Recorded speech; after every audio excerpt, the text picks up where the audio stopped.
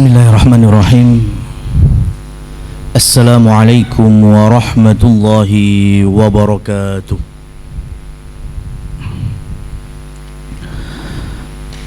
Innal hamdalillah nahmaduhu wa nasta'inuhu wa nastaghfiruh wa nastahdihi wa natubu ilaihi wa na'udzu billahi min sururi anfusina wa sayyiati a'malina. May yahdihillahu fala mudilla lahu wa may yudlil falan tajida lahu waliyyan mursyida. Asbahna ala fitratil Islam wa ala kalimatil ikhlas wa ala dini nabiyina Muhammad sallallahu alaihi wasallam wa ala millati abina Ibrahim hanifan muslima wa ma kana minal musyrikin. Asyhadu an la ilaha illallah wa asyhadu anna Muhammadan abduhu wa rasuluh. Amma ba'du. Jamaah hadirin hadirat, muslimin dan muslimat rahimani wa rahimakumullah. Alhamdulillah, segala puji bagi Allah, kita bisa berkumpul di dalam majelis ilmu Ahad pagi, di mana Allah berikan anugerah yang besar dengan hadirnya kita dalam majelis ilmu.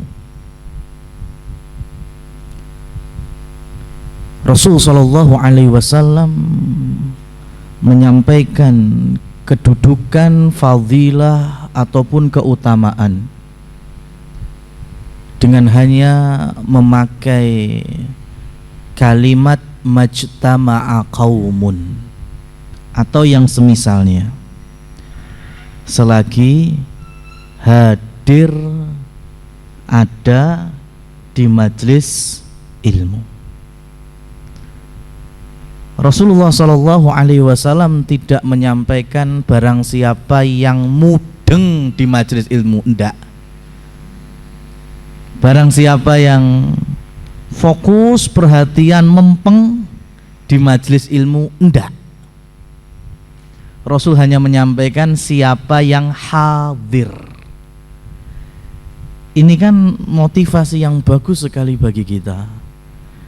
Selagi jasad ini berada di majelis ilmu, dan kondisi di antara kita bisa macam-macam. Mungkin fisiknya ada di majelis ilmu, tapi pikirannya kan nggak tahu, Mas. Enek sing lamun, ya mungkin jamaah perempuan enek sing mikir mau tak tinggal rumah kompor wis mati apa urung, ya kan?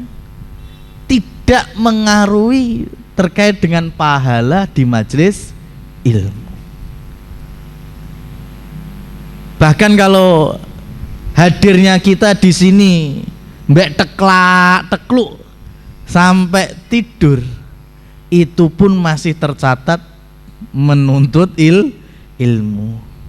Bukan berarti terus kula lan panjenengan tak ajak yes rene malah kur teklak-tekluk, enggak. Ya, ini sebagai motivasi kita bahwa selagi kita hadir saja itu sudah mendapatkan keutamaan dan fadilah pahala menuntut ilmu. Apalagi kalau kita bisa perhatian, bisa mengambil hikmah pelajarannya, ya, maka tentunya akan berlipat ganda dari pahala-pahala yang Rasul sallallahu alaihi wasallam sampaikan.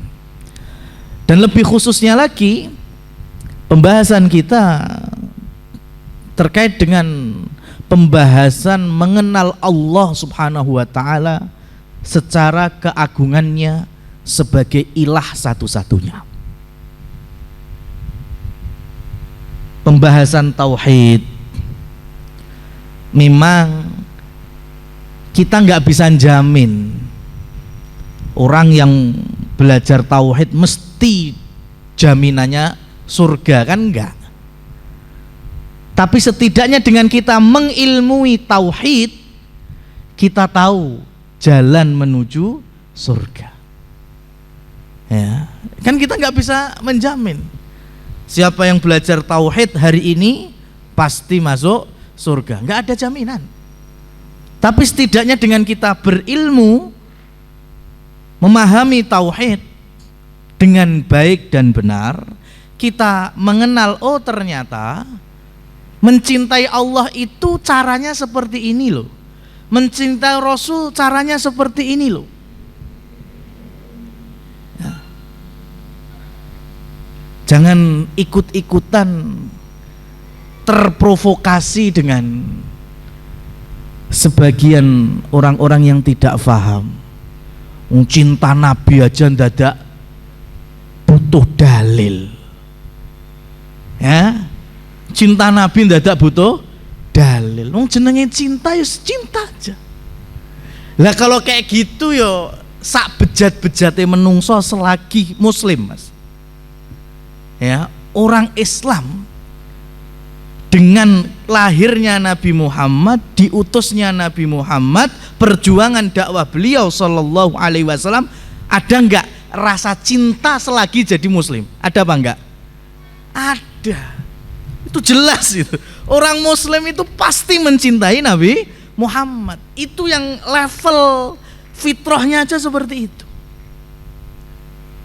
Cuma kan bukan di situ pembahasannya. Bagaimana cara dan bentuk kita mencintai Rasulullah, itu yang butuh ilmu. Ya.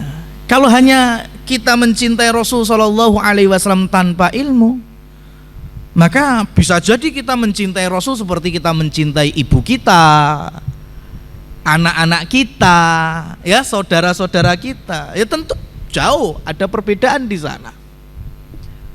Nah itu butuhnya ilmu. Ya, sehingga muncullah, oh ternyata Rasul Shallallahu Alaihi Wasallam itu dicintai dan mencintai umatnya selagi kita mengikuti ajaran-ajarannya. Nah berarti kita punya tanggung jawab untuk mempelajari ajaran beliau. Bukan permasalahan hanya sebatas lahirnya beliau, diutusnya beliau, ya itu jelas. Ya memang nggak butuh dalil untuk mencintai itu, tapi sangat dibutuhkan ilmu yang berlandaskan dalil Al-Quran, hadis-hadis beliau, pemahaman para salafus saleh yaitu para sahabat, supaya kita benar di dalam beramal mencintai beliau. Ma'asyiral muslimin wal muslimat rahimani wa rahimakumullah. Pada kesempatan kali ini sengaja kami akan melanjutkan pembahasan akidah menggunakan risalah Syekh Muhammad bin Abdul Wahhab At-Tamimi yang sangat jarang dibahas. Ya, bukan nggak penting ya, karena kalau bicara usulul tsalatsa, kasfus syubhat, kitabut tauhid, ini masya Allah, dan itu semuanya penting. Tapi dari berbagai kitab-kitab beliau yang sangat memudahkan kita di dalam memahami tauhid, ada satu risalah yang ini bermula dari pertanyaan yang diajukan kepada beliau. Ya. Maka sebagai permulaan risalah ini diberi judul Tafsir Kalimat Tauhid. Ya, tafsir artinya bayan, penjelasan kalimat tauhid. Beliau pertama disebutkan dalam risalah ini, su'ilas syaikhu, Syekh Muhammad bin Abdul Wahhab ditanya an makna la ilaha illallah. Jadi risalah atau kitab tipisnya tafsir kalimat tauhid ini bermula dari ada orang yang bertanya kepada Syekh Muhammad At-Tamimi, apa makna la ilaha illallah? Itu. Lah, beliau jawab, jadilah satu kitab ini. Fa'ajaba biqaulihi, maka beliau menjawab dengan pernyataannya, I'lam rahimakallah. Wahai penanya yang semoga Allah merahmatimu, ketahuilah. Ini menjadi ikonnya beliau ya. Di kitab-kitab beliau itu pasti terbiasa menggunakan i'lam rahimakallah ya. Bismillah i'lam atau fa'lam rahimakallah anna hadhil kalimata hiyal fariqatu bainal kufri wal islam. Ketahuilah wahai penanya, kalimat la ilaha illallah ini adalah kalimat yang menjadi pembeda antara kekufuran dan Islam ya. Kalau bisa dikatakan pembatasnya ini, pagernya ya. Kalimat tauhid. Sehingga beliau melanjutkan wahia kalimatut taqwa. Ini lafaz tauhid ini kalimat taqwa. Wahiyal urwatul wusqa, tali atau pegangan yang sangat kuat. Wahiyallati ja'alaha Ibrahimu alaihi salam baqiyatan fi aqibihi la'allahum yarji'un. Dan dengan kalimat inilah Nabi Ibrahim alaihi salatu wassalam mengekalkan keturunannya supaya mereka kembali untuk memahami dan mengamalkan atau berkomitmen dengan lafaz ini. Nah, sampai di sini kita akan sedikit menguak bagaimana Nabi Ibrahim ketika bertanya kepada keturunannya dan berdoa kepada Allah Subhanahu wa taala ya, supaya keturunanku itu muqimas shalah, bisa sholat berarti beribadah, dan jauh dari an-na'budal asnam, menyembah berhala. Ini yang bicara siapa? Nabi Ibrahim. Nabi Ibrahim, Allah menyampaikan wattakhadallahu Ibrahima khalila. Allah jadikan Nabi Ibrahim sebagai apa? Khalil. Khalil itu kalau di bahasa kita hanya diartikan kekasih. Kalau kita buka Al-Quran, lafadz uswatun hasanah seperti hanya dalam surat Al-Ahzab, laqad kana lakum fi rasulillahi uswatun hasanah, sungguh ada pada diri atau sosok figur Rasul uswatun hasanah, suri tauladan terbaik. Maka siapa yang disebut uswatun hasanah di dalam Al-Quran, baliknya cuma kepada dua orang, yaitu Nabi Ibrahim dan Nabi Muhammad, cuma itu. Dan dua-duanya inilah yang kemudian Allah jadikan sebagai khalilnya ya.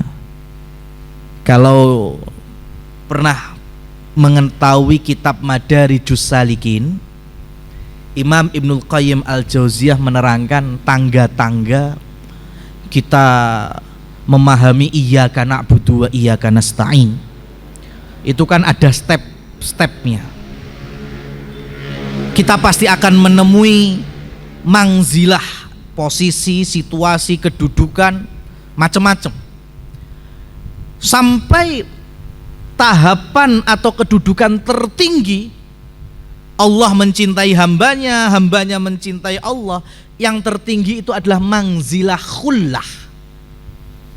Mangzilah khullah itu ya khalil, dan itu di atas habib. Levelnya di atas habib. Habib itu artinya orang yang dicintai. Tapi kalau khalil itu nggak cuma dicintai, yang namanya kekasih ini kalau versi Indonesianya ya, definisi Khalil itu orang yang dicintai juga tidak mau berjauhan dengannya, dirindukan terus, pengennya selalu bersamanya, itu nang disebut dengan Khalil. Dan Allah Subhanahu wa taala hanya mengambil dari seluruh manusia.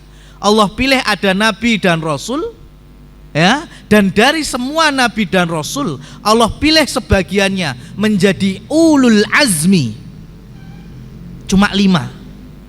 Sabarnya melebihi rata-rata, pengorbanan juangnya dalam berdakwah melebihi rata-rata. Itu ada 5 dari kalangan rasul, ada Nuh, ada Ibrahim, ada Musa, ada Isa, dan ada Muhammad sallallahu alaihim. Dan dari 5 ini Allah peres lagi 2 nabi dan rasul, yaitu Nabi Ibrahim dan Nabi Muhammad, untuk sampai di posisi Khalil, kekasih Allah. Ya, nggak ada yang lain. Maka dari pernyataan yang kami jelaskan sebagai kritikan dan pelurusan, kalau ada qasidah atau syair yang niatnya yakin untuk memuliakan Nabi Ibrahim dan Nabi Muhammad, ada lafadz syairan itu Ibrahim Khalilullah, Muhammad Habibullah. Maka qasidah yang dengan syair seperti ini secara tidak langsung merendahkan Nabi Muhammad, bukan malah memuji. Kenapa? Karena levelnya Nabi Muhammad bukan hanya di Habibullah, tetapi sudah Khalilullah, level di atasnya. Kalau hanya Habib, kita itu bisa ada di level Habibullah, itu bisa. Para wali-wali Allah, artinya orang yang kuat imannya, keteguhan bertauhidnya, beramalnya, istiqomahnya, takutnya kepada Allah, takwanya, itu bisa di level Habibullah, bisa. Tapi kalau Khalil, wah enggak, cuma 2 orang ini tadi.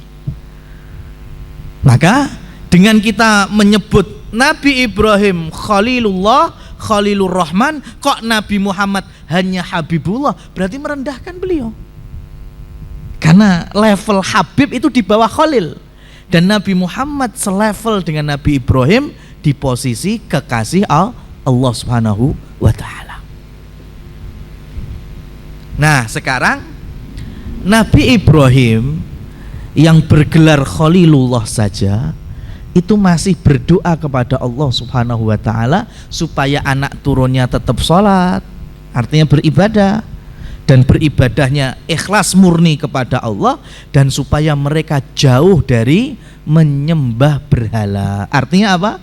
Mohon supaya anak turunnya dijauhkan dari kesyirikan. Itu selevel Nabi Ibrahim. Ya, bagaimana dengan kita? Ya, itu pertanda kalau tema tauhid, tema pemurnian ibadah, tema keikhlasan ibadah itu nggak mungkin pernah expired. Ya, nggak pernah mungkin. Terus harus ada di setiap zaman, karena setannya terus ada di setiap zaman untuk menggerogoti apa? Keimanan, ketauhidan. Ya, setidaknya apa? Setidaknya ada di level orang itu mengenal lafadz tauhid tapi tidak memahami maknanya. Nah, coba sekarang, kenapa Allah membenci ahli kitab Yahudi dan Nasara? Padahal Allah berikan kepada mereka Taurat dan Injil. Di sisi lain, Allah Subhanahu wa ta'ala juga menghinakan dan melaknat orang-orang munafik. Padahal orang munafik makmuman di belakang imamnya siapa? Nabi Muhammad sallallahu alaihi wasallam. Kita loh nggak pernah makmuman dengan Nabi. Orang munafik dulu di zaman Nabi itu imamnya Nabi, mereka di belakang beliau. Setiap hari bisa berjumpa dengan beliau, tapi Allah melaknat orang munafik.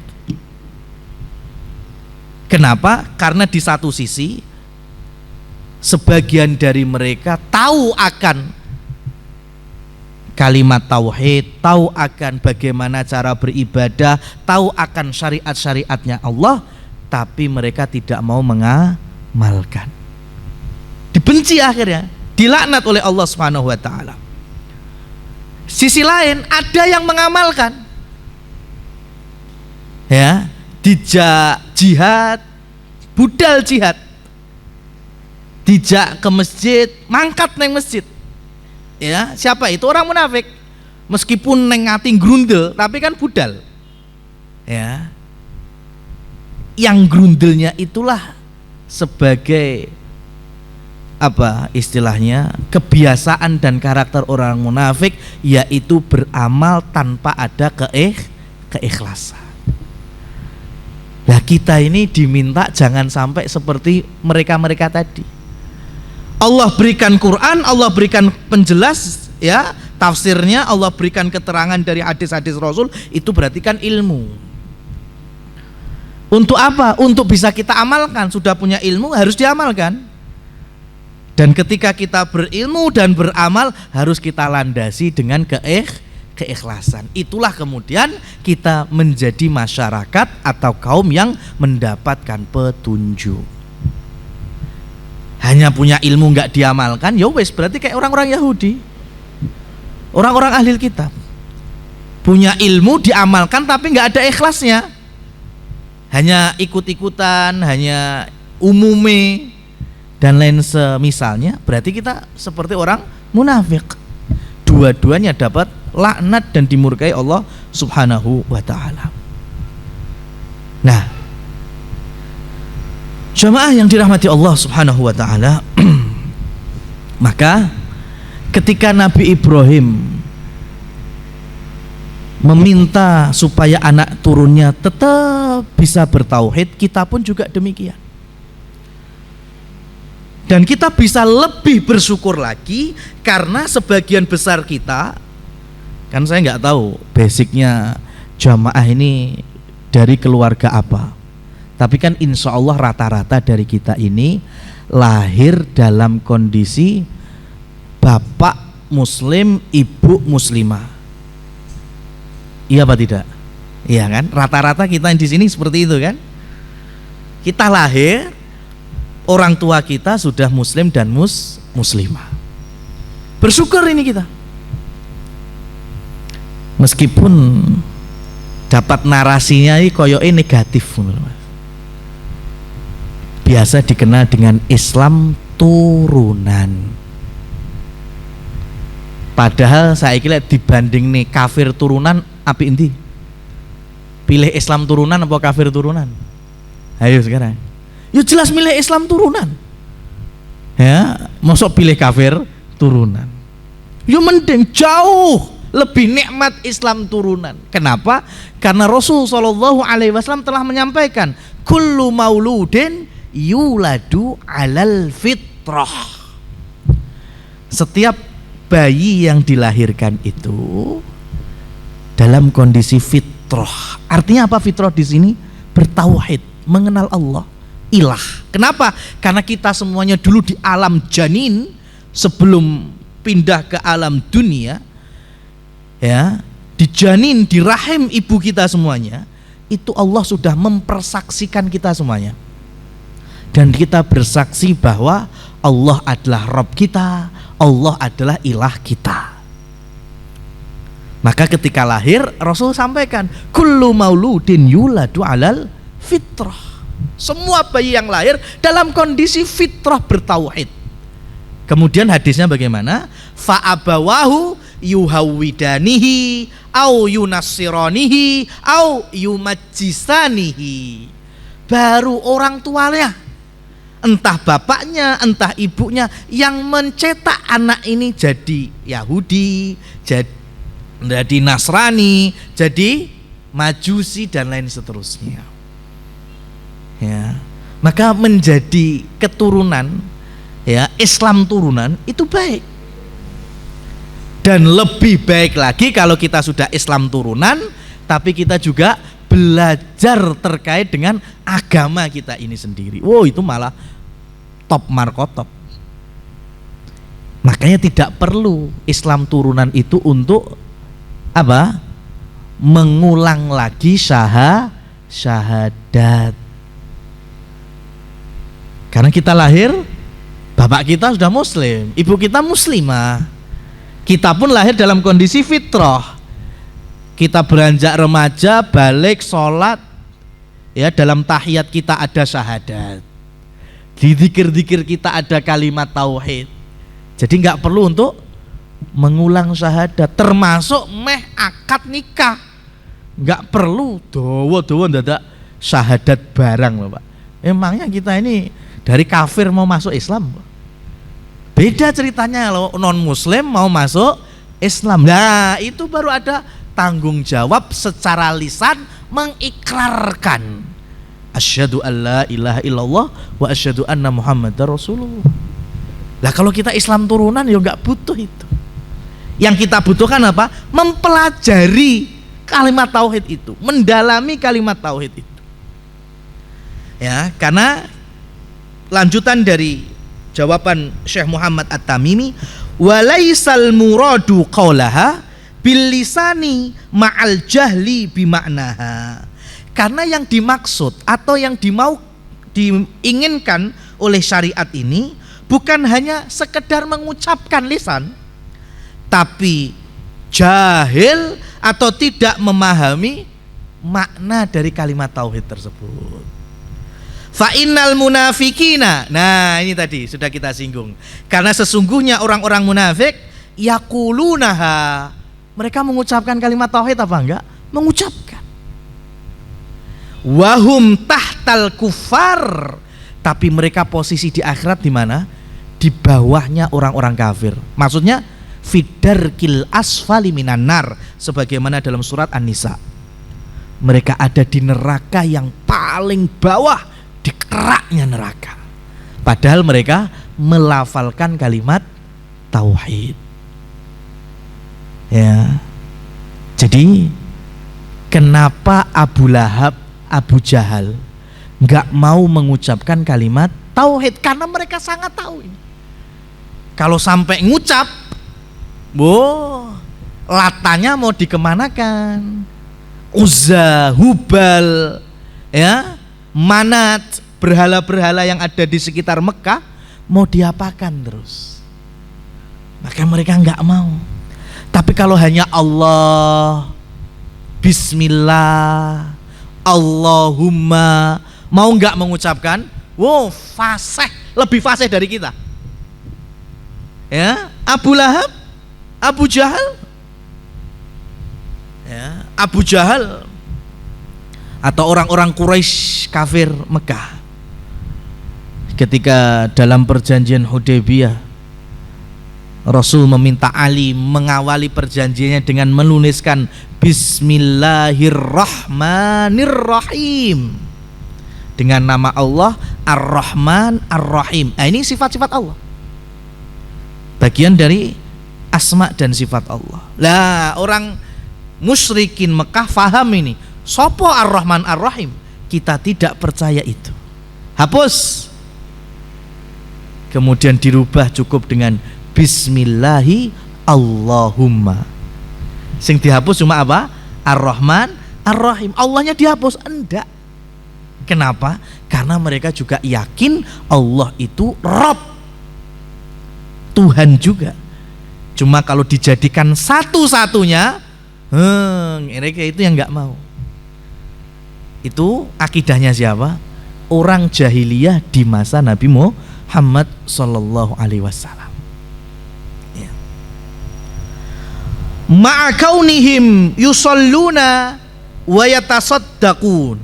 Padahal orang-orang munafik mereka itu sholat, di belakang Nabi lagi sholatnya, dan mereka juga bersedekah. Ya. Walakinnal murada qauluha ma'a ma'rifatiha bil qalbi wa mahabbatiha wa mahabbati ahliha wa bughdhi man khalafaha wa muadatihi.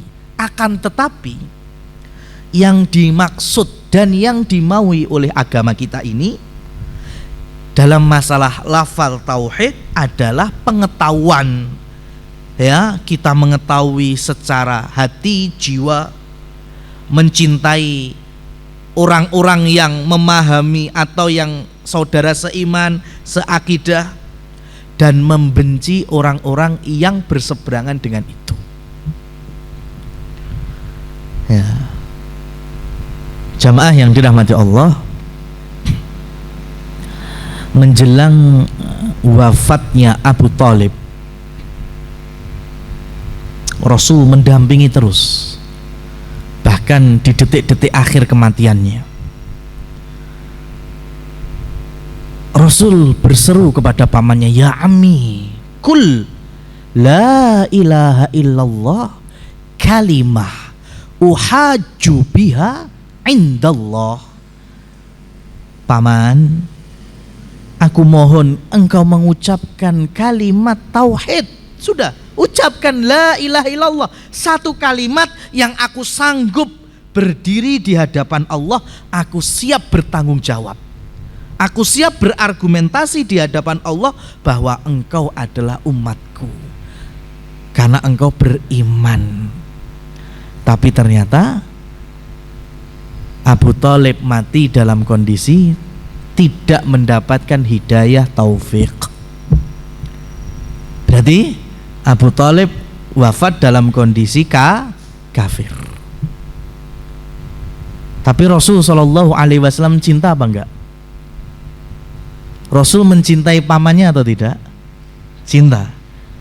Rasul mencintai Abu Thalib, pamannya. Pamannya Rasul, Abu Thalib, meninggal dalam kondisi kafir. Sepakat ini?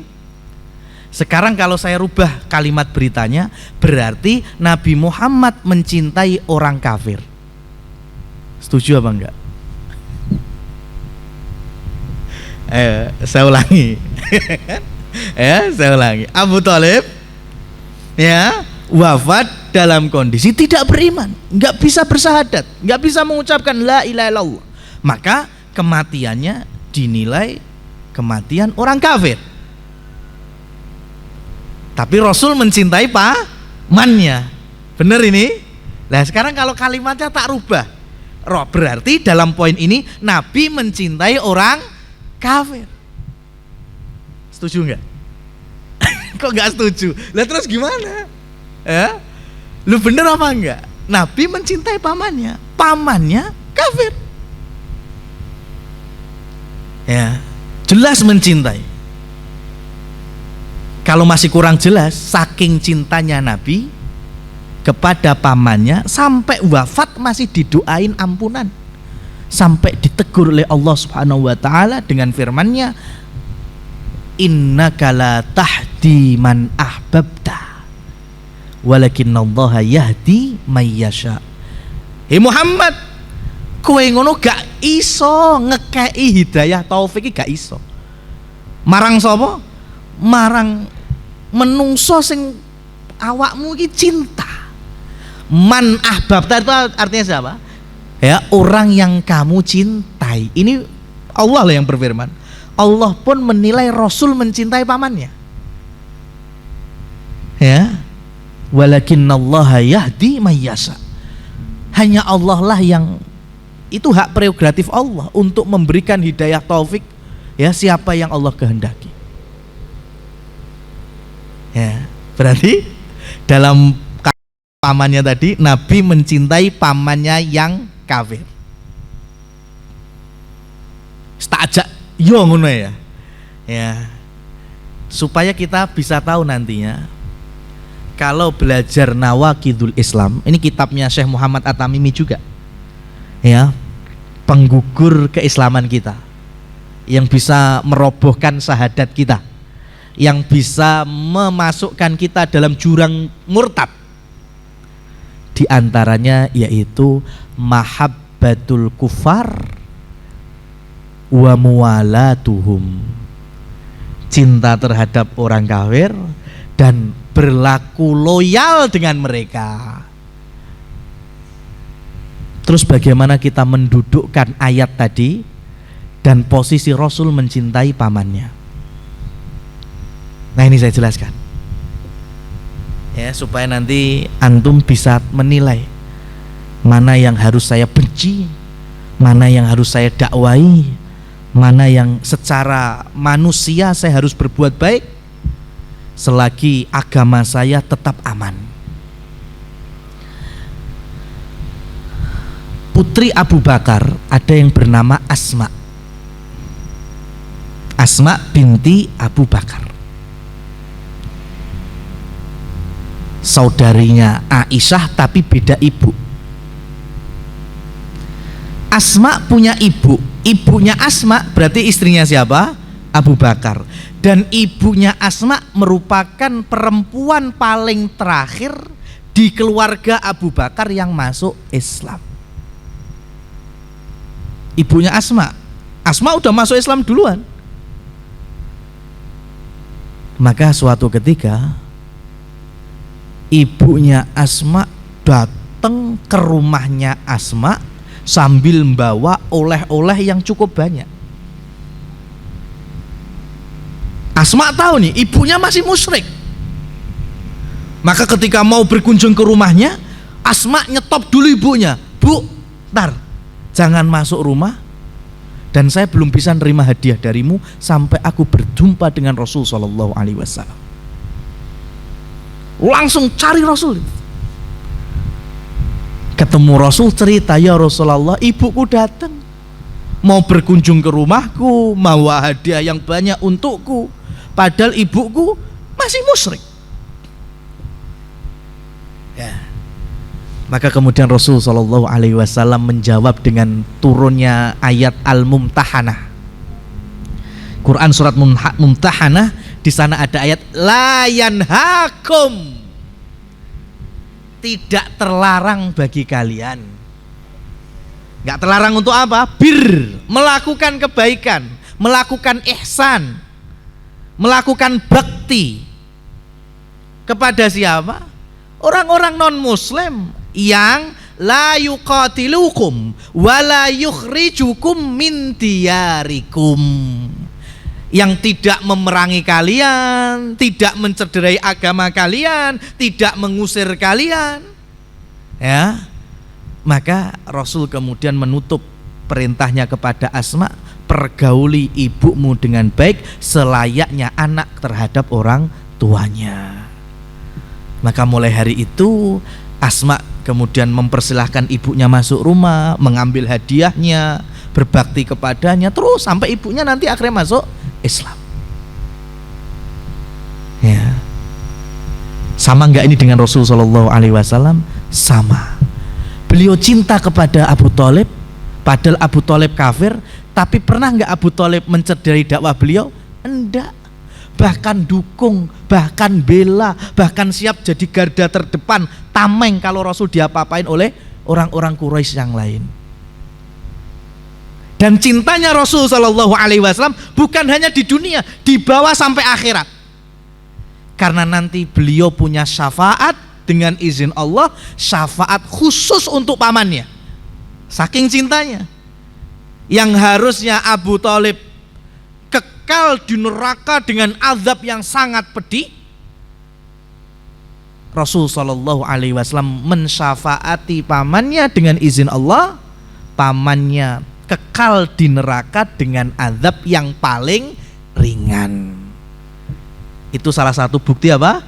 Cintanya Nabi dibawa sampai akhirat untuk siapa? Pamannya. Karena nggak pernah mengerusui, bahkan memusuhi dakwah tauhid. Cuma yaitu kalau udah bicara hidayah, kita emang nggak tahu. Rasul pun ya ternyata tidak bisa membuka pintu hidayah iman terhadap pamannya sendiri. Tapi bicara cinta, cinta apa enggak? Cinta. Berarti yang bisa menggugurkan ya tauhid kita, syahadat kita, ketika kita loyal, ketika kita bermesra-mesraan dengan orang-orang kafir yang apa? Yang memusuhi, jelas-jelas ada permusuhannya, ya, bahkan mencederai ya agama kita dan lain semisalnya. Itu baru kita jelas nggak mau ya bersenang-senang dengan mereka. Tapi kalau keluarga kita ya ada yang mungkin belum merasakan nikmatnya iman dan Islam, jangan langsung dibenci. Kalau bisa malah didakwai. Nah,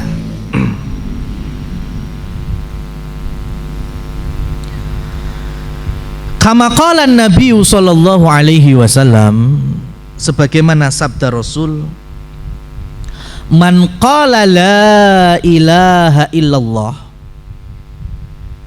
Ya, jadi salah satu komitmen tadi mengucapkan la ilaha illallah harus memahami maksudnya, maknanya, komitmennya, mencintai orang-orang yang sama ya, sama-sama ahli tauhid, dan membenci orang-orang kafir yang memusuhi Islam.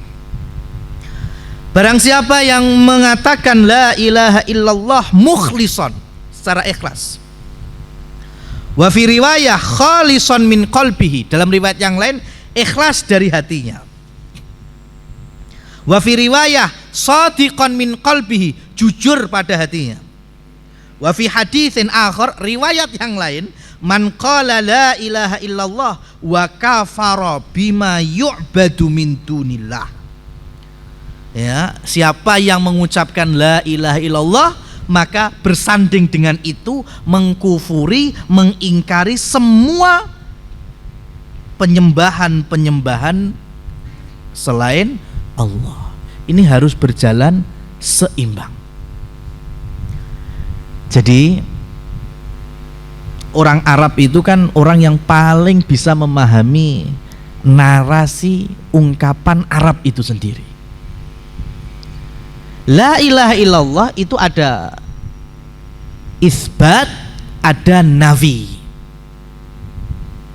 Ya, la ilaha illallah ya, itu ada isbat, ada pengukuhan ya, bahwa tidak ada ilah yang hak, yang berhak, yang benar untuk kita ibadahi illa melainkan hanya Allah. Jadi ada pengokohan sama peniadaan semua Tuhan-Tuhan selain Allah. Ini harus jalan bareng ya. Jangan seperti orang yang memahami hanya sebatas tidak ada Tuhan selain Allah, dalam makna ya ibadah kepada Allah tapi juga berdoa kepada selain Allah. Saya kasih contoh mudahnya gini. Di bulan Ramadan banyak kaum muslimin termotivasi di dalam beramal, beribadah, tapi ada enggak yang masih maksiat? Ada kan? Ada. Padahal ini kan biasanya kan ada yang bertanya, padahal Rasul menyampaikan di antara keberkahan Ramadan wasufidatis syayatin, setan-setan dibelenggu. Setan dibelenggu, tapi kok masih ada yang bermaksiat? Alasannya karena tidak semua setan dibelenggu. Yang dibelenggu yang apa? Hanya yang komandan-komandan tertingginya, perwira tinggi iblisnya itu ya, dan komandan-komandan setan itu yang dibelenggu.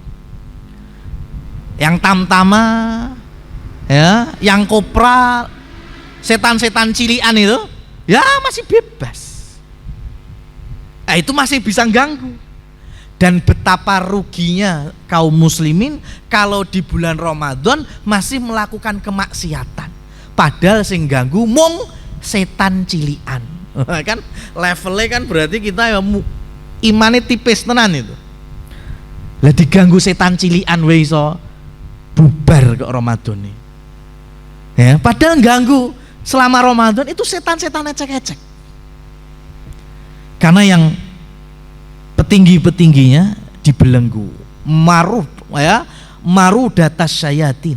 Itu setan-setan yang besar-besarnya aja. Yang kecil-kecil dibebaskan. Nah, apa kaitannya dengan lafadz tauhid?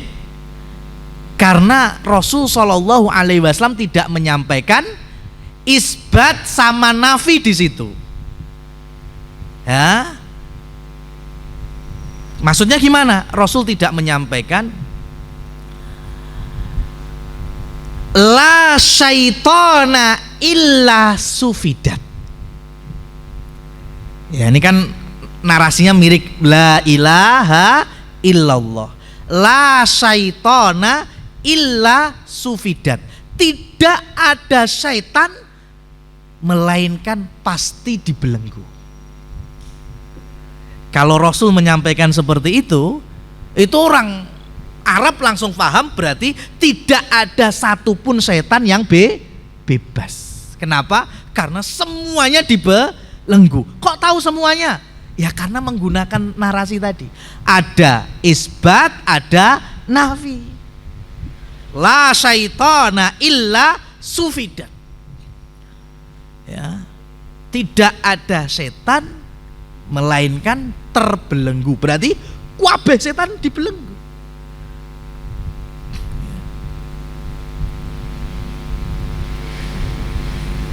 Lal jama'ata illal hadhira. Tidak ada jamaah kajian melainkan hadir. Berarti semuanya dari kita ini ada. Tapi kalau hanya narasinya jamaah kajian hadir, itu ada potensi apa semuanya hadir? Enggak. Lebih banyak yang hadir, tapi ada juga yang tidak hadir, berhalangan misalnya. Nah, itu orang Arab sangat tahu itu. Makanya ketika ada lafadz la ilaha illallah, mereka langsung paham itu. Berarti semua sesembahan-sesembahan yang ada itu bubrah semuanya, terhapus semuanya, melainkan cuma satu. Siapa? Allah. Dan itu yang tidak dimaui oleh orang-orang seperti hanya Abu Lahab, Abu Jahal, Walid bin Mughirah, Umayyah bin Khalaf, atau petinggi-petinggi Quraisy yang lainnya. Gitu. Kalau ditanyakan man yahlukuk, siapa yang menciptakanmu? Oh, mereka loh jawabnya Allah. Man yarzukuk, siapa yang memberikan rezeki kepadamu? Allah. Ya. Tapi mereka nggak mau mengucapkan la ilaha illallah karena punya potensi ini. Berarti berhala-berhala di Mekah harus dihancurkan semua itu. Nah, muslimin yang hanya memaknai kalimat tauhid ya dengan tidak ada Tuhan selain Allah, maka sangat berpotensi salah di dalam aplikasi ibadah. Sholat kepada Allah, tapi doanya nanti di kuburan orang-orang soleh, ndak apa-apa. Ya, puasa kepada Allah, tapi kalau nanti buka toko dagangan pakai jimat pengasihan, ndak apa-apa. Nah, ini berarti nggak jauh beda dengan pemahaman Abu Lahab dan Abu Jahal terkait dengan Allah Subhanahu wa Ta'ala. Ada, tapi bagaimana kita mendekatkan diri kepada Allah, maka dengan metode-metode yang lain, yaitu dengan menyembah dan berdoa di hadapan Latta, Uzza, dan berhala yang lainnya. Ila ghairi dzalika minal ahaditsi dalah ala jahalati aktsarin nas bihadhihi syahadah. Dan beberapa contoh hadis yang lain yang menunjukkan betapa banyaknya manusia yang tahu akan lafal ini, tapi masih banyak yang terjerumus dengan kesalahan pemaknaannya. sampai di level apa? Bahas tauhid, sampai bahas zatnya Allah. Lah itu udah jelas bobrok. Tidak pernah dikenal di masa sahabat, tidak pernah dikenal di masa tabi'in. Makanya ketika masa Syekhul Islam Ibnu Taimiyah, beliau dengan tegas menolak memahami akidah dengan filsafat. Nggak bakal bisa ketemu, Mas. Lah yang filsafat itu muter-muternya di mana? Akal. Ya, diputer-puter di akal. Padahal iman, akidah letaknya di mana? Hati, Mas. Maka orang Badui lebih mudah memahami akidah dan tauhid daripada Aristoteles, daripada orang-orang ahli filsafat. Kenapa? Karena mereka rancu dengan muter-muter hanya dengan logika dan akal pikiran semata. Padahal banyak agama ini ya landasannya iman. Sami'na wa atokna. Banyak, Mas, perkara harian aja itu kalau dimiliki oleh orang beriman, nggak dimiliki oleh orang yang nggak paham iman, beda.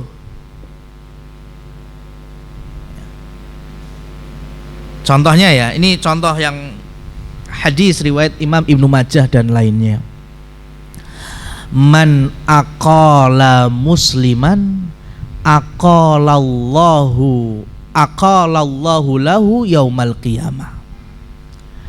Barang siapa yang melakukan iqalah, maka Allah akan tidak gubris dosa dan kesalahannya besok di hari kiamat.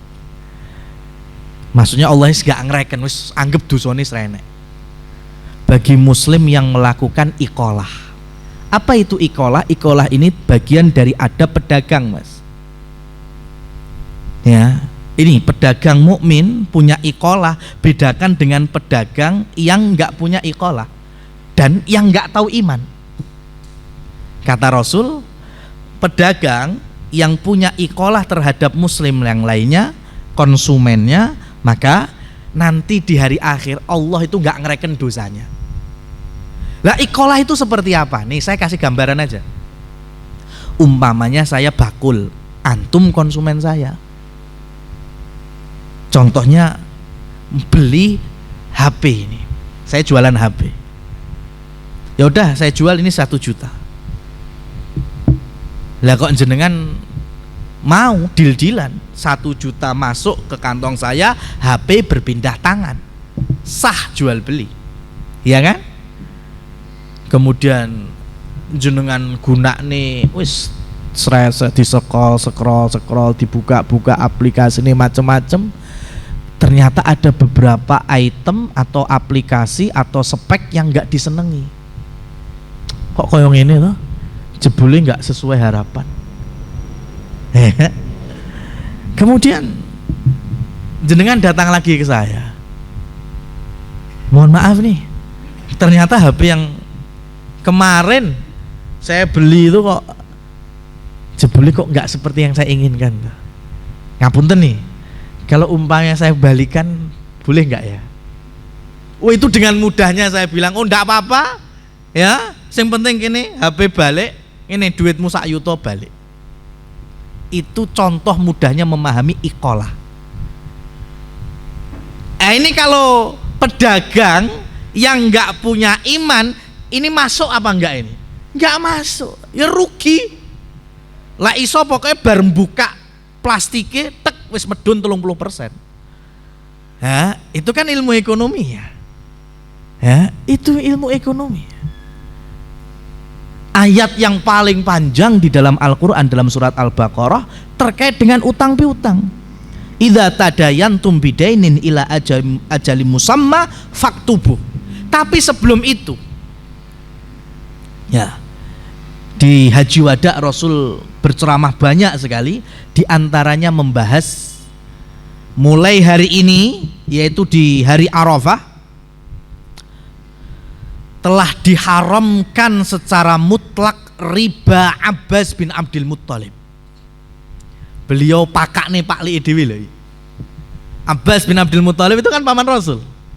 Kenapa? Karena masyarakat saat itu yang paling mulia nasabnya siapa? Quraisy. Ya, Abbas bin Abdul Muttalib orang Quraisy. Kaya, pedagang, saudagar. Ya, dulunya juga termasuk orang yang melakukan riba jahiliyah.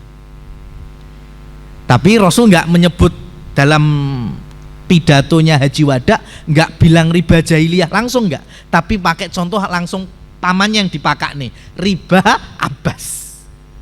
Sebagai percontohan, apa maksudnya? Kan ayat sebelum yang paling panjang itu kan Allah berfirman, wa in kanat du usratin fanadhiratun ila maisarah. Ini ayat ini saya gambarkan ada orang si A sama si B. Si A butuh duit, si B punya duit. Si A pinjem, si B ngasih. Ya, tertulis kamu siap melunasi kapan? 2 bulan lagi misalnya. Oke. Maka duit si B terhitung hutang oleh si A. 2 bulan berikutnya si B nagih. Dan ternyata si A belum mampu untuk melunasi. Maka ayat ini baru berjalan. Wa in kanat du usratin fanadhiratun ila maisarah. Kalau ada si A tadi yang merasa susah, belum mampu lunasi karena kebutuhan atau udur-udur yang lain, maka berikanlah kemudahan. Apa kemudahan itu? Ya kasih tempo lagi. Ya sudah, boleh. Kamu mau melunasi berapa lama lagi? 2 bulan lagi. Oh ya, enggak apa-apa. Itu ayatnya tadi merintahkannya demikian. Dan syariat memberikan pahala si B terhitung dari ngasih tempo keluasan sampai si A melunasi, setiap harinya terhitung pahala sedekah. Si B itu hanya ngasih tenggang waktu. Ya wis, sanggupmu kapan? Rong sasine, ya wis rong sasine. Itu berarti mulai hari itu sampai rong sasi sampai lunas. Si B ini ibarat sedekah terus neng si A. Itu konsep orang beriman. Nah, kalau konsepnya riba jahiliyah seperti yang dilakukan Abbas bin Abdul Muttalib zaman jahiliyah, ya, ketika si B datang ke si A, nagih, ayo wes rong sasi, ayo gendang disaur, dilunasi. Wah, nggak bisa saya minta tenggang waktu berikutnya. Oh iya, rapopo. Jaluk pirang sasi nih, rong sasi nih. Oh, ndak apa-apa. Tapi yo denda penake, ya sukai rong sasi ora nek dendane. Rugi no aku. Itu riba jahiliyah seperti itu, Pak. Yang disebut dengan riba Abbas bin Abdul Muttalib kayak gitu. Jadi si B tetap ngasih kelonggaran, ora apa-apa wis. Sak isomu, meh rong sasingkas, meh telung sasingkas, silakan. Tapi harus ada dendanya. Nah, ini ilmu ekonominya seperti ini, karena kalau nggak ada dendanya ya rugi. Tapi iman enggak. Maka yang bisa membaca ayat tadi siapa? Orang beriman. Orang yang punya iman baru, karena pahala di sana ibarat sedekah itu yang main. Tapi kalau bukan orang beriman, yo jelas rugi. Enak men orang sasi nya orang nyapo-nyapo, gak dikai penalti, gak dikai denda, yo rugi no. Itu. Maka ini yang contoh dosa besar. Ya, apalagi contoh terkait dengan tauhid. Kenapa? Laisa kamislihi syai'. Allah tidak bisa diserupakan dengan apapun. Hah? Doa kok langsung kepada Allah? Yang bener aja, wong kita ketemu presiden we Dadak lewat protokoler, pengen ketemu gubernur, proposal sih, ada surat sih, resmi dulu, macem-macem, lewat orang terdekat, lewat orang dalam. Sama Allah, iya kita ini loh orang yang ahli maksiat, dosa kita banyak, mosok ya kemakiman langsung minta ke Allah. Lah terus yo pakai no orang-orang yang dulu soleh, yang dekat sama Allah. Lah wong neng di wes mati tapi. Ya terus gimana? Ya sudah lewat mereka. Nah, ini berarti orang yang tidak faham la ilaha illallah dengan baik. Kalau kita motong dari surat Al-Hajj, wa ma qadarullah haqqa qadri. Ini ayat ada riwayatnya dari Abdullah ibnu Mas'ud. Rohib Yahudi datang kepada Rasul.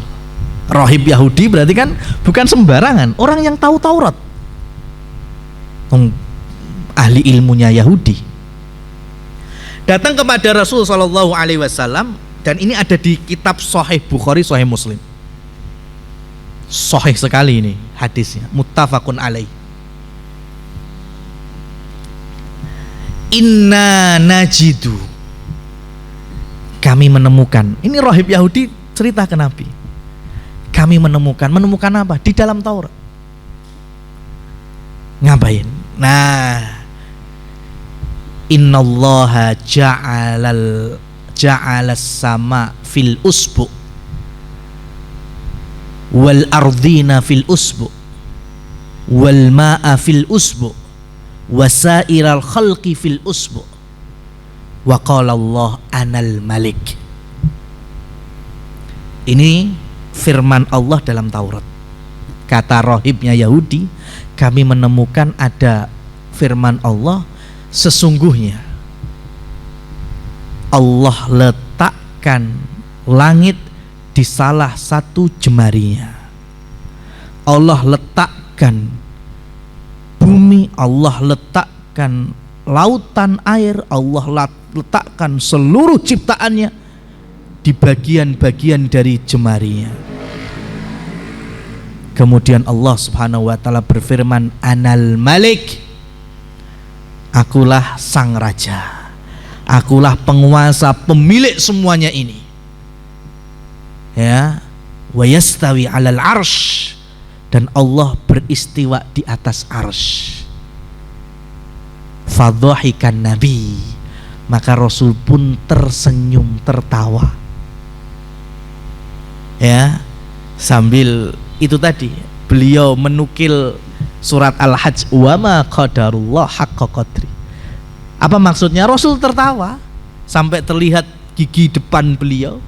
Nah, orang Yahudi yang pendetanya saja nggak mudeng berarti memahami Allah ini. Baru tahu kalau Allah itu di langit, Allah itu beristiwa di atas arsy, Allah itu punya tangan, Allah itu punya jemari. Setelah rohib Yahudi itu menemukan di Taurat. Maka dari sini orang Yahudi memahami Allah beristiwa di atas arsy sama enggak dengan kita? Sama. Mereka akhirnya mengetahui, kalau meyakini beda urusannya, karena nanti mereka juga mengingkari. Mengetahui kalau Allah punya tangan, punya wajah, punya jemari. Sama enggak dengan yang Rasul sampaikan? Sama. Tapi bukan berarti kita terus menyetujui orang-orang Yahudi, enggak. Yang kita setujui adalah isi Taurat yang sama dengan Al-Qur'annya. Tapi beda ceritanya kalau ini dibawa oleh orang-orang yang enggak mempercayai Allah itu di langit, Allah punya wajah, Allah punya tangan, punya jemari. Ya, sampai kemudian mereka menyampaikan, muslimin kok mempercayai Allah di atas langit, Allah beristiwa di atas arsy, padahal itu akidahnya Yahudi. Terima enggak antum kayak gitu? Ayo. Terima nggak digituin? Berarti sing mercoyoi, sing ngimani Allah beristiwa di atas arsy kuwi ngono akidah Yahudi. Antum terima nggak? Dalam poin ini ya kita terima karena Tauratnya juga gitu. Al-Qur'an 7 tempat menyatakan Allah beristiwa di atas arsy. Bukan berarti kemudian kita padak-padak nih Yahudi. Enggak. Kita nggak bisa sama dengan mereka. Kita pun diminta untuk menjauhi ya secara agama karakter-karakter ibadah mereka. Tapi dalam poin ini ya, dalam poin ini ya sama di Injil pun ya, di Injil pun terkadang Rasul Shallallahu Alaihi Wasallam menyamakan. Contohnya ketika sebagian orang Ansor baru-baru masuk Islam ini, ada berapa rombongan, 75 rombongan di Bai'atu Aqobah yang kedua. Rasul milih dari 70-an itu ada 12 menjadi ketua regu nantinya, menjadi pemimpin wilayah nantinya di Madinah. Kata Rasul, 12 kalian ini adalah hawariyinku. Sebagaimana Isa punya hawariyin, Musa juga punya hawariyin. Hawariyinnya Nabi Isa jumlahnya 12. Ya, itu bisa dilihat di Injilnya. Dan sendablek-dableknya Bani Israel, umatnya Nabi Musa, tapi masih ada orang yang taat sama Nabi Musa, tapi cacai yo gak akeh, yo mung rolas. Itulah yang kemudian dikenal hawariyunnya Nabi Musa. Dan Rasul kemudian menyamakan itu. Kalian orang Ansor yang jumlahnya 12 adalah hawariyinku. Sebagaimana hawariannya Nabi Isa 12, hawariyunnya Nabi Musa juga 12. Kita pun ya mempercayai karena itu datang dari Nabi Sallallahu Alaihi Wasallam. Tapi ini bukan kemudian menjadikan istidlal atau pendalilan lek angka rolas mesti apik. Ndak. Engko apa wae digawe rolas. Ya, kapan rapate tanggal rolas. Lek pengen reuni yo sasi rolas. Ndak. Ini nggak bisa dijadikan dalil kalau angka 12 mesti apik. Ya. Nah ini jamaah yang dirahmati Allah Subhanahu wa ta'ala. Jadi sekarang di Taurat saja ya, di Taurat saja Allah menyatakan bahwa Allah itu beristiwa di atas arsy. Al-Qur'an juga. Berarti kan sama. Cuma ternyata orang Yahudi mengingkari. Ya, dan sebagian kaum muslimin pun juga sama. Kenapa? Karena tadi beriman dengan logika. Ya, mikir. Jadi bahasnya malah zat Allah. Padahal ketika kita mendapatkan wajah Allah punya wajah, ya kita imani gitu aja. Apa terus kita mempraktekkan wajah Allah seperti apa? Na'udzubillah. Nggak bisa kita. Allah punya tangan, tapi bagaimana? Ya kita mengimani saja. Ya, terkait bentuknya, kaifnya kita nggak tahu. Bahkan kita pun tidak bisa menyebut apakah tangan ada kanan dan kiri. Ya bisa jadi tangan Allah kanan semua. Karena kalau kiri kan biasanya identik dengan sisi yang negatif. Fasubhanallah, Allah maha suci dari semua yang buruk-buruk itu. Nah ini kalau kita sudah mulai terus mikirnya malah zat Allah, gimana Allah caranya turun, gimana Allah caranya marah, gimana Allah, akhirnya ujung-ujungnya minim gendeng mas. Ya kan? Kita bicara seperti ini hanya iman saja. Orang Badui ya itu tahu sudah, nggak banyak pikiran. Oh ini sudah paham. Kamu lihat bintang itu, kamu lihat ya unta-unta ini, kamu lihat padang pasir ini. Mosok tiba-tiba muncul, tiba-tiba ada, kan mesti ada yang menciptakan. Nah, Allah yang menciptakan ini dan kita diminta untuk beribadah hanya kepada Allah. Itu orang Badui langsung oh iya mudeng. Enak atau? Ya. Makanya agama Islam itu agama yang sesuai fitrah. Ya, sesuai fitrah. Maka ketika salah satu keimanan kita adalah dengan lahiriah, maka gunakan lahiriah ini dengan sebaik-baiknya. Ya, amalan kita ini bisa nggak menjaga tangan? Menjaga tangan bisa apa enggak? Bisa. Menjaga pandangan mata? Bisa. Menjaga kaki? Bisa. Menjaga harta? Duit? Bisa kan? Menjaga hati? Gimana? Dirogoh-rogoh ini. Ya kan? Lebih mudah menjaga hati atau menjaga tangan? Menjaga tangan kan? Lebih mudah manajemen pandangan atau manajemen hati? Manajemen pandangan. Hati lebih susah. Maka harusnya yang benar, kalau sudah tahu kan ini kita bicara fitrah tuh kayak gini. Berarti kalau kita mampu menumbuhkan kebaikan anggota badan kita, hati kemudian jadi ikut baik, atau nunggu baiknya hati baru anggota badan ikut, sing di sing bener. Ya, nunggu baiknya hati baru anggota badan ikut, atau anggota badan antum paksain itu baik, hati katut apik. Yang mana yang mudah? Anggota badan. Itu kita mulai kebaikan, hati lah mesti melu, yakin. Tapi karena kita terlalu lama dengan pemahaman batiniyah, apa wae batin pokoknya. Ya, sing penting atine sik, sing penting atine sik, sing penting. Lah piye atine sik lho, Mas? Ya, gimana ceritanya? Laki-laki ya, ketika ada perempuan yang bukan mahram atau bahkan memakai pakaian yang membuka aurat, tanggungan jawab kita cuma satu, apa? Nundukkan pandangan. Piye Mas, nundukkan pandangan? Mosok ndak tak praktek nih. Iku tinggal tekbar. Yang penting hati dulu. Piye terus? Saya pengen penjelasan gimana terus kalau penting hati dulu. Lah wong karek mak tukbar loh Mas. Kalau kita sudah terbiasa nundukkan pandangan, hati katut Mas. Ya kan? Oh, saya nggak usah lewat sana. Kenapa? Sana biasanya banyak perempuan-perempuan yang buka aurat.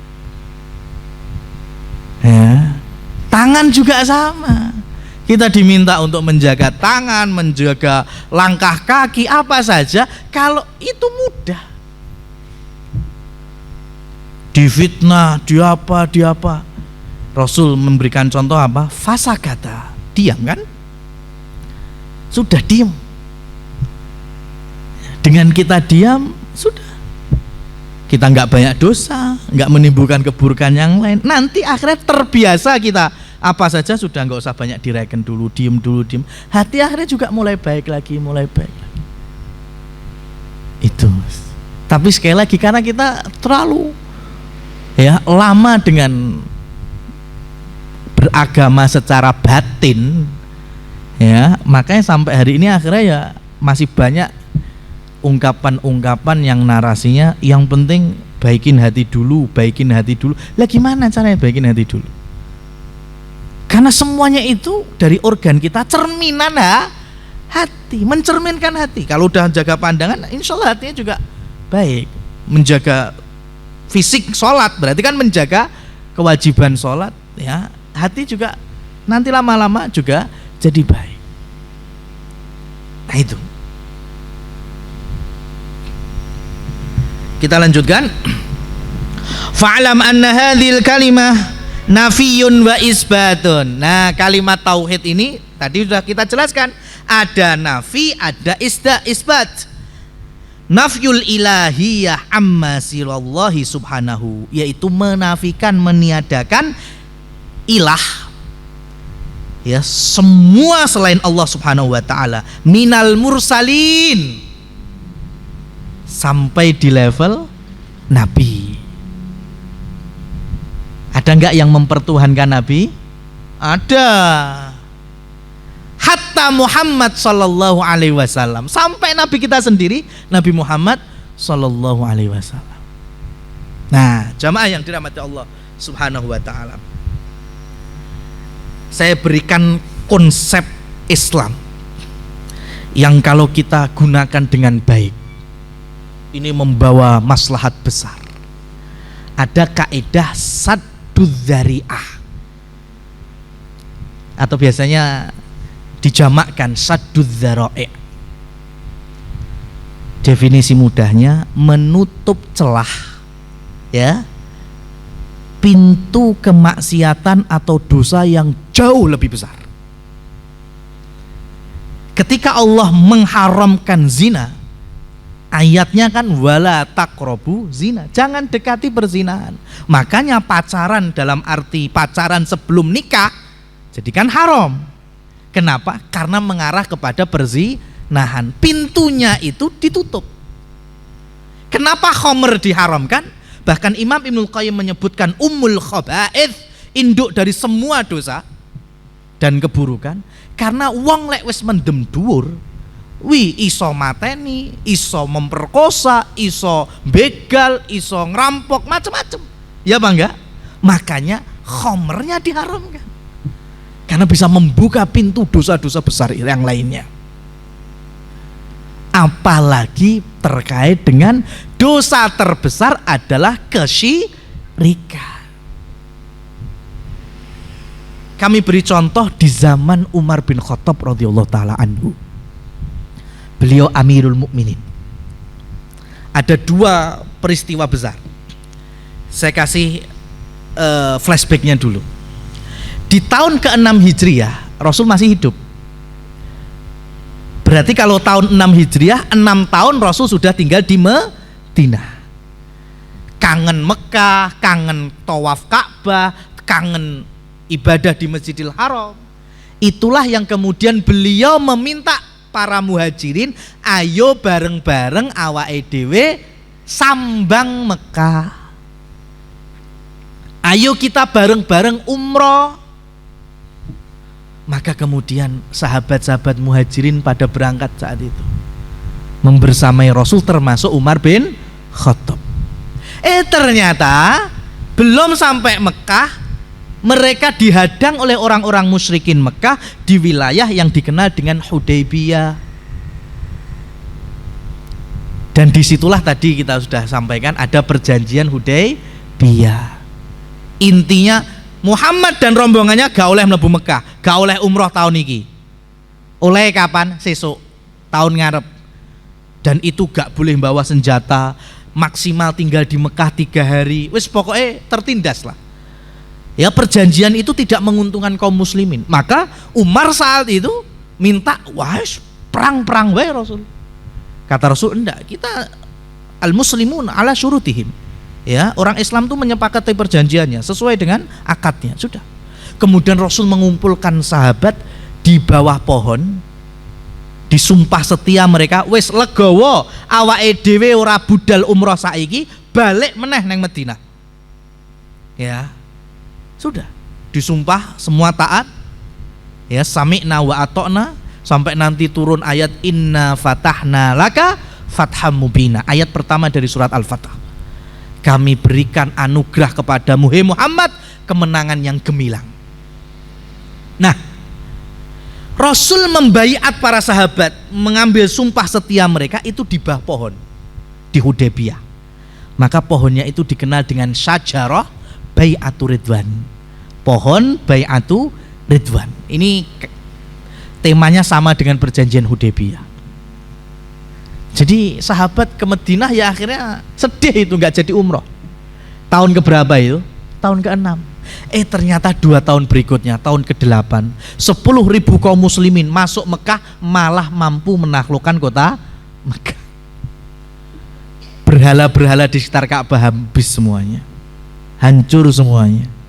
Mekah menjadi Daulatul Islam, ya, negeri Islam, negeri kaum muslimin. Ya, hanya bersabar berapa tahun? 2 tahun. Tahun ke-6 gak oleh mlebu, tahun 8 malah menguasai. Inna fatahna laka fatham mubina. Allah sampaikan di tahun ke-6, kenyataannya di tahun 8. Nah, ini tahu ya, tadi di mana? Di baiatnya di bawah pohon. Tahun ke-11 Rasul wafat, diganti Abu Bakar. 2 tahun Abu Bakar wafat, diganti Umar bin Khattab Amirul Mukminin. Nah, di saat Umar memimpin dapat laporan, wahai Umar Amirul Mukminin, kami menyaksikan sebagian masyarakatmu ya yang datang ke Mekah melalui Hudaybiyah, mereka kami saksikan melaksanakan sholat di bawah pohon Bai'atur Ridwan. Umar kemudian memerintahkan tebang pohonnya. Ya. Saat itu ini masih abad pertama Hijriah ini. Masih tahun-tahun belasan Hijriah, tahun 15 ya 16 Hijriah. Mendengar laporan orang-orang sholat sunnah di bawah pohon Bai'atur Ridwan, Umar bilang tebang. Maka otomatis kan mesti ditanya tuh, ada apa Umar? Emang apa salahnya orang sholat di bawah pohon? Nah ini jawabannya, ini poinnya, sadud dzari'ahnya di sini. Hari ini kita atau siapa saja yang sholat di bawah pohon Bai'atur Ridwan tidak ada pikiran macem-macem, gak ono sing duwe niat aneh-aneh. Mereka berjalan melewati padang pasir yang terik panas, kemudian masuk Hudaybiyah, enek wet rindang semilir sejuk, rest area kan, lumayan. Dan dulu kaum muslimin kalau istirahat biasa istirahatnya dengan melaksanakan apa? Sholat sunnah. Hari ini muslimin sholat sunnah di bawah pohon ngadep Ka'bah kiblatnya, ya nggak ada pikiran aneh-aneh. Tapi siapa yang bisa menjamin kalau generasi ini sudah nggak ada? Kita semuanya sudah meninggal. Tapi setannya terus menggerogoti akidah dan tauhid muslimin sampai kemudian generasi cucu-cucu kita. Setan menggoda, no, biyen bapak-bapakmu, mbah-mbahmu sholat no neng isor wit kuno. Oh iya toh, oh berarti ada syariat sholat di bawah pohon Bai'atur Ridwan. Sudah jatuh kemana ini? Dosa besar, amalan baru yang tidak pernah dicontohkan dan disyariatkan oleh Nabi. Itu saya mending lah sholatnya saya ngadep kiblat, meskipun punya keyakinan yang salah besar, ada syariat sholat sunnah di bawah pohon Bai'atur Ridwan. Nah kalau generasi ini sudah nggak ada, muncul generasi selanjutnya lagi, setan goda lagi, nondeleng loh mbah-mbah mumbian sholat neng kono, ya itu bukan perkara mereka disyariatkan sholat di bawah pohonnya, ya memang pohonnya itu sing agung. Ketemu wis, ya zaman berikutnya sholatnya orang ngadep kiblat nih, ngadep wit. Ya, generasi ini habis, muncul generasi terbaru. Tahu nggak mbien? Ya bapak-bapakmu, mbah-mbahmu, buyut-buyutmu, mereka beribadah di bawah pohon. Kenapa? Ya karena pohonnya itu mulia, agung, ya, yang bisa memberikan manfaat dan madharat. Berarti ya wis sembahan total. Jadi apa? Kemusyrikan yang nyata. Maka sebelum ada generasi-generasi yang kesetanan tadi, Umar langsung dari awal bilang apa? Tebang pohonnya. Itu yang disebut dengan sadud dzari'ah. Ya, kita kan nggak tahu. Pohon-pohon yang dulu mungkin buyut-buyut kita ya jenenge wong mungkin bar kok tegalan, kok sawah golek semilir ya kur turon-turon nang ngisore, makan di bawahnya. Tapi generasi itu habis, setannya ojo kur mbok ngenek tok.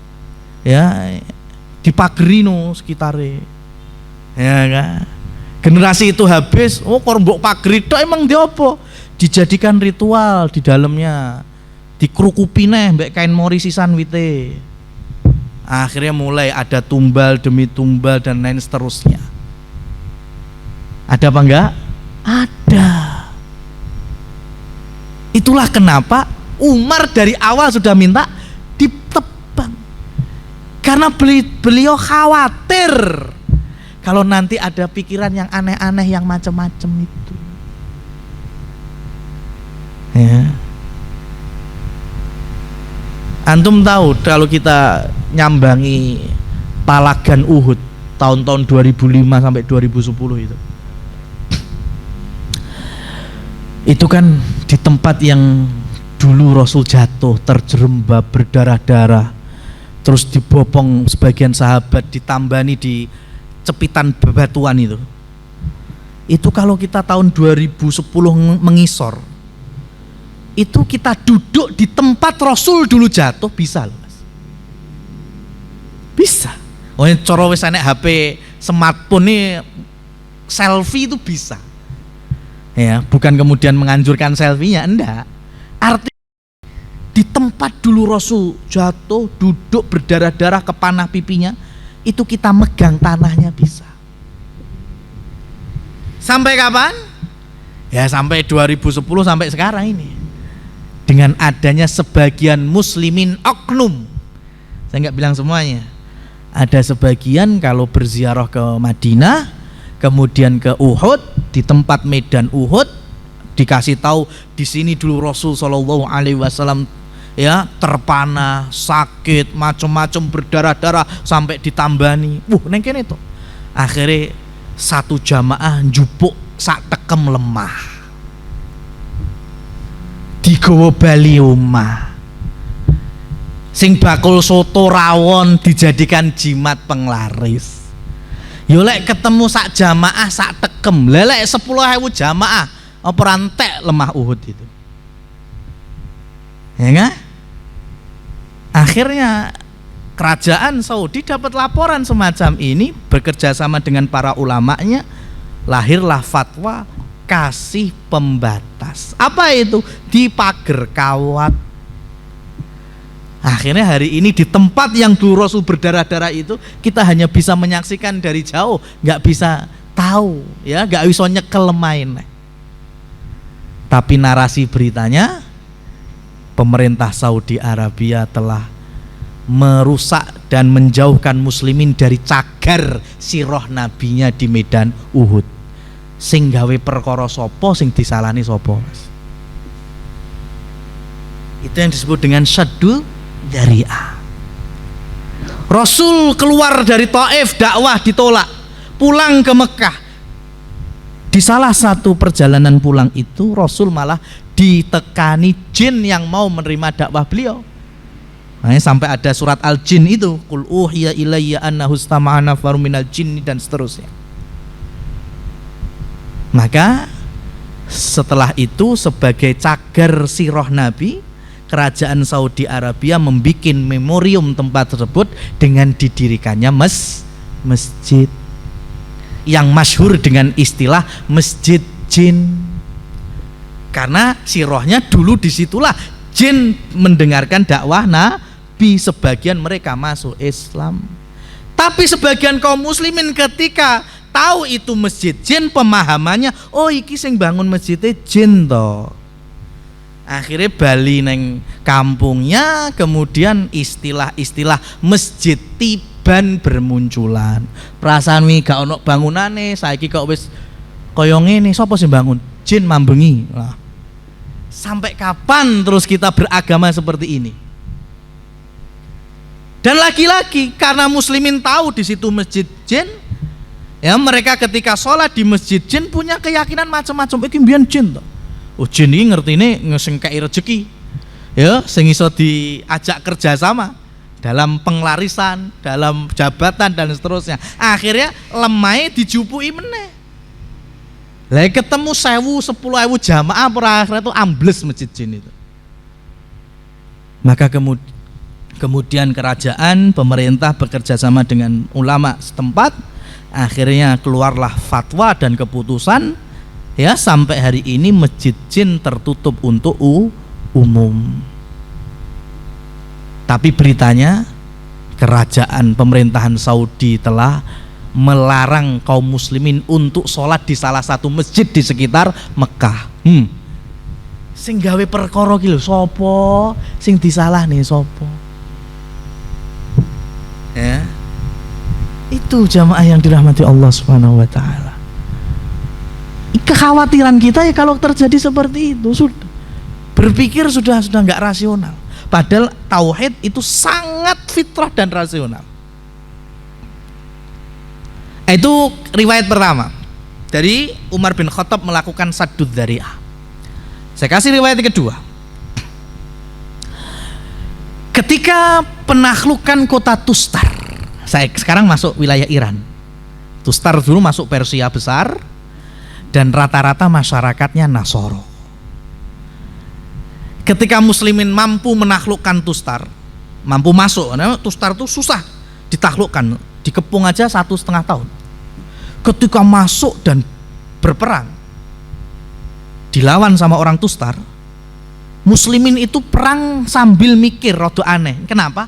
Karena orang Tustar perang mbek ngotang-ating wirawiri nggawa jenazah. Padahal ujung-ujungnya kalah Tustarnya. Tapi ketika muslimin sudah menang, tahu ada jenazah sing di gowo rene itu, dilaporkan kepada Umar bin Khattab selaku Amirul Mukminin. Diceritakan, kami berperang ya, kami menemukan mereka mengeluarkan dari gereja mereka jenazah masih utuh. Umar langsung ke Persia, ditanya ke rohib-rohib pendeta-pendeta Tustar, ini jenazah sopo? Nggak tahu. Lah terus pokoknya kami melaksikan bapak-bapak, kakek-kakek kami dulu, ketika kami ada paceklik, ada musibah, ada penyakit, ada perang, maka kami keluarkan jenazah ini.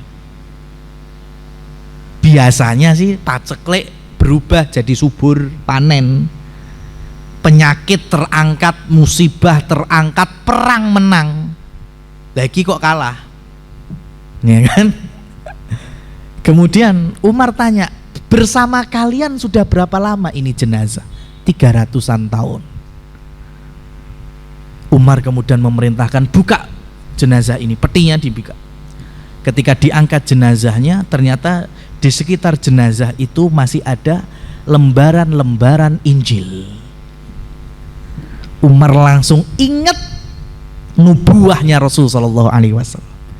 Rasul sebelum wafat itu pernah bicara, pernah bersabda, kelak akan ada dari umatku, dari masyarakat yang terbaik, dari pemimpin yang terbaik, akan menguburkan salah satu jenazah Nabi dari Bani Israel yang belum dikuburkan sampai hari ini. Terus Rasul ngasih clue-cluenya itu ya, poin-poinnya. Itu Umar langsung ingat semuanya. Rasul sampaikan nanti ketika jenazah dibuka dari tempatnya masih utuh, nggak ada kerusakan, kemudian ada lembaran-lembaran Injil, maka Umar yakin dengan saking yakinnya ini yang dimaksud dengan sabda Rasul Shallallahu Alaihi Wasallam bahwa inilah jenazah Nabi Daniel alaihissalam. Karena dulu orang Bani Israel ada salah satu nabi di kalangan mereka namanya Nabi Daniel yang berdakwahnya di wilayah Persia dan ternyata wafat di sekitar Tustar. Diagungkan selepas kewafatannya, dipertuhankan sama masyarakat Tustar. Buktinya dijadikan sebagai wasilah tabarukan yang syirik. Ini menjadikan ilahnya nabi. Nabi Daniel kan nabi. Maka Umar bin Khattab selepas itu di waktu malam mengumpulkan komandan militernya, perintahnya cuma satu, gali 13 kuburan dan kuburkan Nabi Daniel ini di salah satu dari kuburan yang jumlahnya 13 itu. Kenapa kok Umar merintahkan dadak nggawe 13 kuburan? Saddu dzari'ah, menutup celah mengecoh masyarakat Tustar supaya mereka nggak tahu di mana aslinya Nabi Daniel dikuburkan. Lawang belum dikuburkan saja sudah dijadikan ilah sama Nasoro Tustar. Ini kalau pagi harinya mereka tahu Nabi Daniel sudah dikuburkan, mesti mereka akan mengagungkan kuburannya. Itu sudah bisa dipastikan. Makanya Umar Sadudzari'ahnya apa? Bikin 13 lubang lahat, ya, kemudian kuburkan di salah satunya. Maka pagi harinya masyarakat Tustar tahu Nabi Daniel dikubur. Tapi di mana? Ya nggak tahu, ngenek cacai 13 kok. Ya, dan cuma salah satu yang benar kok. Akhirnya mereka terkecoh, akhirnya melupakan itu. Dan antum perlu tahu hari ini di sebagian wilayah Iran tersebut 13-13-nya rame, Mas. Semuanya nek plang semua kan? Nek bahasa kita ini, inilah di sini petilasan Nabi Daniel. Aneh tuh, Mas.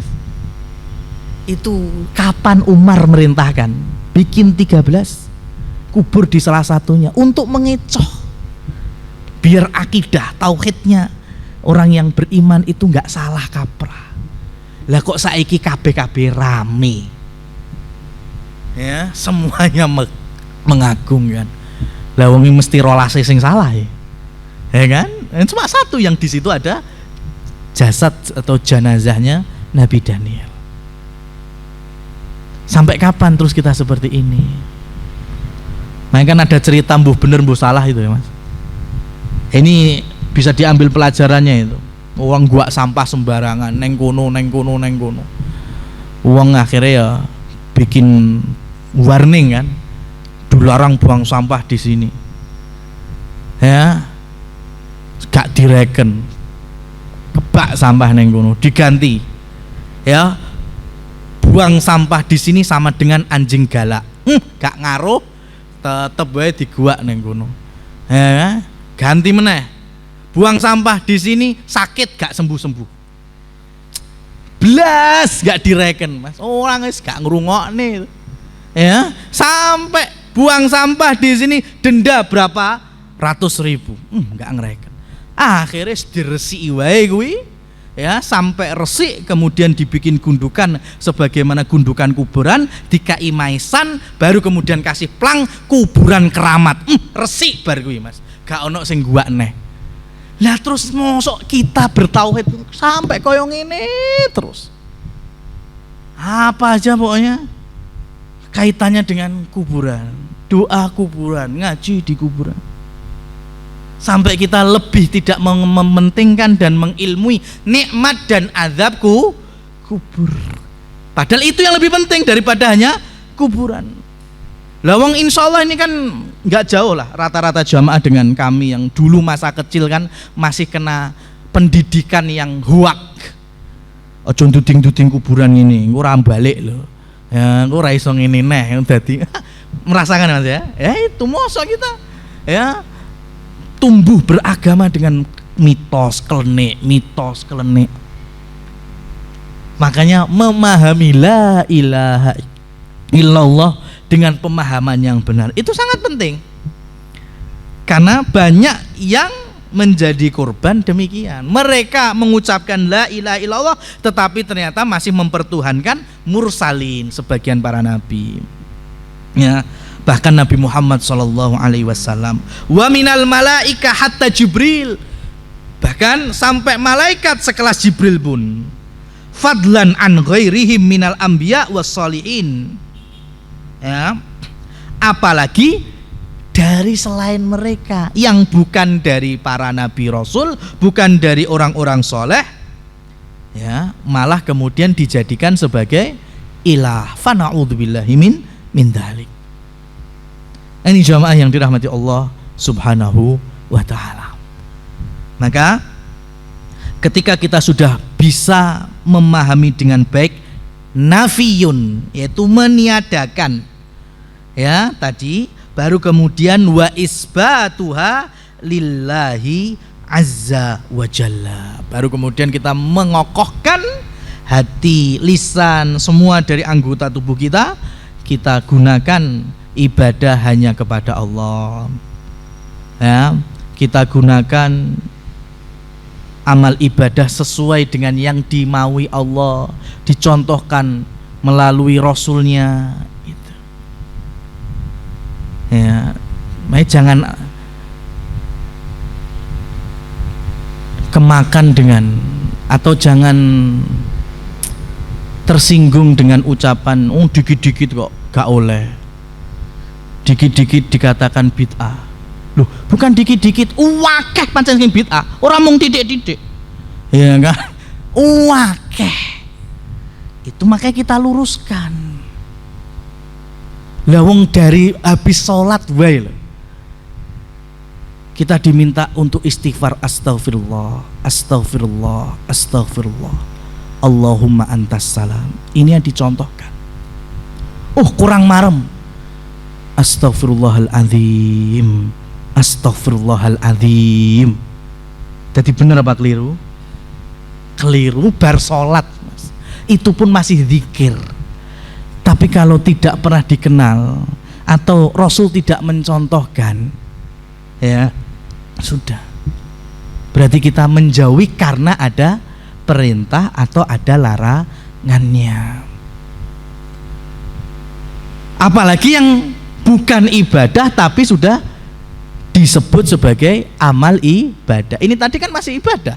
Sebetulnya kan ada zikir habis sholat, istighfar, betul. Tapi kan istighfarnya dicontohkan, astagfirullah, astagfirullah, astagfirullah, tanpa al-azim. Maka dengan kita, ora apa-apa ben tambah dawa lah, astagfirullahaladzim, malah keliru, Mas. Ya, karena kita beragama sudah sesuai pakemnya. Karena cinta kita kepada diri kita dan kaum muslimin. Biar nggak eman-eman mereka dalam beribadah. Anggaplah tenaga keluar, bahkan terkadang harta keluar, waktu keluar, tapi ternyata malah bukan pahala yang diraih, tapi malah kesalahan demi kesalahan. Nah ini wallahu a'lam bishawab. Secara materi risalah atau kitab ya kita cukupkan sampai di sini ya. Kita lanjutkan di pertemuan berikutnya. Ya, maka kita masih ada waktu. Kalau ada yang mau bertanya kami persilahkan.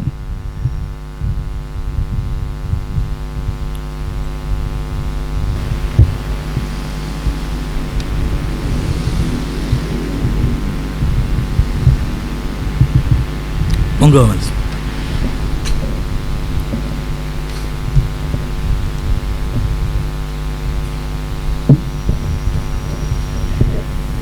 Bismillahirrahmanirrahim. Terima kasih Ustadz. Nggih, terkait dengan tadi yang disampaikan oleh Ustadz Sabtu Dariyat, nggih Ustadz. Jadi ada beberapa rumah atau masjid itu yang menyandingkan Allah dengan Nabi Muhammad itu sejajar gitu. Nah itu apakah termasuk yang dikhawatirkan akan menjerumuskan kita ke sana nanti? Apakah perlu dirubah atau seperti apa? Terima kasih. Jazakallah khair. Barakallahu fikum. Rasul sallallahu alaihi wasallam pernah bersabda bahwa di antara tanda kiamat adalah an yurfa'al ilmu wa yasbutul jahlu. Ilmu diangkat, kebodohan yang menetap. Ilmu diangkat itu nggak langsung diangkat. Dimulai dari biqabdil ulama, dengan wafatnya ulama, dengan orang nggak memperdulikan kembali ilmu-ilmu agama, lebih mengurusi ilmu-ilmu dunia. Bahkan sampai nanti ujungnya ulama bersilang pendapat mana yang lebih dulu, Al-Quran Allah angkat atau Ka'bah hancur. Orang sudah nggak butuh ilmu, orang sudah nggak ada yang melafalkan Allah. Ya, maka Allah, ketika Allah adalah zat yang menjaga Quran itu sendiri, inna anzalnahu wa inna lahu lahafidhun. Allah lah yang menurunkan Al-Quran dan Allah yang menjaga Al-Quran sampai hari ini. Kenapa? Karena masih ada orang yang mau berilmu dengan Quran. Tapi semakin dekat hari kiamat, tinggal syirarul khalqi syirarun nas, seburuk-buruknya manusia, maka sudah nggak ada orang yang sholat. Maka ketika ada orang Habasyah, orang Afrika datang ke Mekah bawa rombongan, ini ada yang menafsirkan Raja Habasyah nanti di akhir zaman, datang ke Mekah njupui batu-batu Ka'bah. Bisa dilihat Mas surat Al-Fil. Abroha urung sampai Masjidil Haram bae sudah Allah kirimkan wa arsala alaihim tayran ababil. Belum masuk Masjidil Haram itu sudah habis ludes. Kenapa? Karena selepas itu Allah akan melahirkan calon nabinya yang terakhir yang membawa apa? Ilmu. Besok akhir zaman sudah gak ada orang yang berilmu. Maka ketika Ka'bah dihancurkan, Allah sudah gak murka akan itu. Termasuk Al-Quran diangkat. Cuma mana yang lebih dulu, Al-Quran terangkat atau Ka'bah yang hancur? Itu ulama berselisih pendapat. Wallahu a'lam. Tapi intinya poin kita adalah ilmu itu terangkat. Ya, sampai ketika kita juga meluruskan adanya beberapa sesuatu hal yang bisa merusak kesakralan dan kekhidmahan beribadah, termasuk ketika di masjid. Contohnya adanya kaligrafi. Ya, bicara keindahan ada contoh keindahan, ada contoh arsitekturnya, ada contoh macam-macamnya ada. Ada kitab-kitab al-wiqar miliknya ulama-ulama yang mendekati zaman salafus saleh ada. Kemudian lukisan Ka'bah atau orang-orang yang sedang tawaf di mihrab imam. Ya. Ini kan kalau kita meluruskan ya dilepas, Mas. Termasuk Allah dan kalimat atau kaligrafi Allah dan Muhammad disejajarkan. Ya. Kalau nggak sejajar artinya Allah lebih atas daripada Muhammadnya, itu adab jelas. Ya, itu adab. Tapi kalau di masjid atau di rumah-rumah Allah atau di musola, itu kalau bisa malah nggak perlu ada seperti itu. Kalau di rumah, itu baru nggak apa-apa, tapi ada adabnya. Allah harus lebih atas daripada Muhammad. Arek ngisor dhuwur apa samping, tapi yang satu lebih bawah. Bukan kemudian kita berarti nggak seneng kaligrafi Allah mbak Muhammad, bukan itu. Makanya saya kadang heran ya. Pernah saya sholat makmuman dengan orang ketika safar. Imamnya saya yakin tahu fikih sholat, Mas. Maghrib itu. Jenenge wong safar kan kadang kesel, Mas, blank tuh, Mas. Imamnya itu nggak tahiyat awal. Awake dhewe sing makmum ki ora ngreken wong jenenge kadang wis kewesel perjalanan jauh saat itu. Jadi gak ono sing subhanallah, gak ono. Tapi imamnya masya Allah ternyata inget dia. Maka akhirnya sebelum nutup sholat dengan salamnya sujud sahwi 2 kali. Wah, ini makanya saya yakin imamnya ini tahu fikih sholat.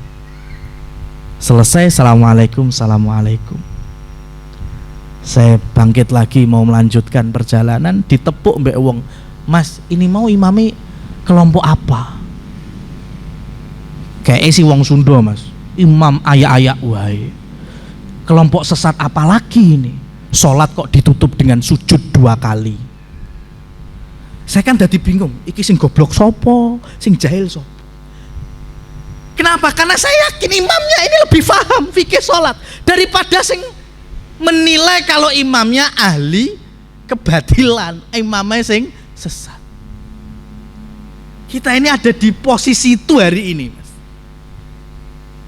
Pernah lagi juga di rest area sholat maghrib juga kalau nggak salah, Mas. Saya makmuman lagi, tapi imamnya sepuh ini. Bis tahiyat awal kok salam. Saya otomatis nambah, saya perasaan nggak masbuk ya. Tapi saya jadi kayak wong masbuk, dan ternyata nggak saya tok, samping-samping saya ikut-ikutan nambah. Maghrib 3 rakaat. Habis itu podo grundel dewe itu. Ngapunten Mas, mau imamnya sholat nopo? Duga ya. Maghrib apa tuh ya? Duga. Akhirnya podo grundel kula wanek-wanekne tanglet. Oh, simbahe sik wirid. Mbah ngapunten, Mbah. Jenengan mau ngimami sholat nopo? Maghrib le. Maghrib. Ngapunten. Perasaan kula niku jenengan mau nembe 2 rakaat terus salam.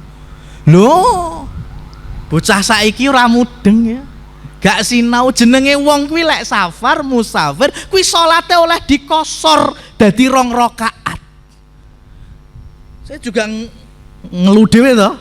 Iki piye iki sing bodoh sapa? Sing sapa? Kayak saya arah saya masih jauh, ya kan? Nah, ini lek ditandangi malah teko-teko nggon saya. Cuma ya Allah, berarti kan kita ini ada di level orang yang memahami ternyata sholat kosor, kuwi kabeh iso dikosor. Sak maghrib iso diringkes 2 rakaat. Jadi pemahaman yang boleh dikosor hanya sholat rubaiyah, sholat yang rakaat cuma 4 duhur, asar, mbek isya, itu udah yang boleh dikosor. Maghrib itu jadi 2, kok subuh yo setengah tok, ya kan? Itu yang kita alami. Ya, belum beberapa mungkin yang saya lagi nggak ingat sekarang, Mas. Ya, maka itulah pentingnya menghadiri majelis ilmu dan mengilmui dari apa yang kita datangi tersebut. Ya.